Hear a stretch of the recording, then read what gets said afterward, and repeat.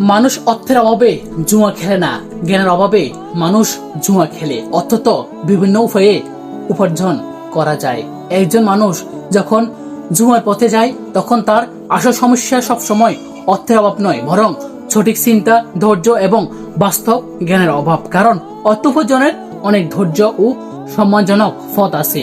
ব্যবসা, চাকরি, কৃষিকাজ, শ্রম, দক্ষতা অর্জন কিংবা ছোট কোনো উদ্যোগ। কিন্তু জুয়া মানুষকে পরিশ্রম ছাড়া দ্রুত ধনী হওয়ার স্বপ্ন দেখায়, আর এই মিথ্যা স্বপ্নই মানুষকে ধ্বংসের দিকে ঠেলে দেয়। জুয়ার টেবিলে কেউ নিজের ভাগ্য বদলাতে যায়, কিন্তু অধিকাংশ মানুষ শেষ পর্যন্ত হারায় নিজের অর্থ, শান্তি, সম্পর্ক এবং আত্মসম্মান। জুয়ার লাভ ক্ষণিকের, কিন্তু ক্ষতি দীর্ঘস্থায়ী।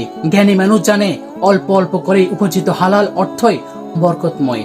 রাতারাতি ধনী হওয়ার লোভ অধিকাংশ সময় ধ্বংস ডেকে আনে। পরিশ্রমের বিকল্প কখনো ভাগ্যের খেলায় পাওয়া যায় না। তাই অর্থের সংকট নয়, বরং সঠিক শিক্ষা, সচেতনতা এবং বাস্তব জ্ঞানের অভাবে মানুষকে জুয়ার মতো ধ্বংসাত্মক পথে বেছে নিতে যায়।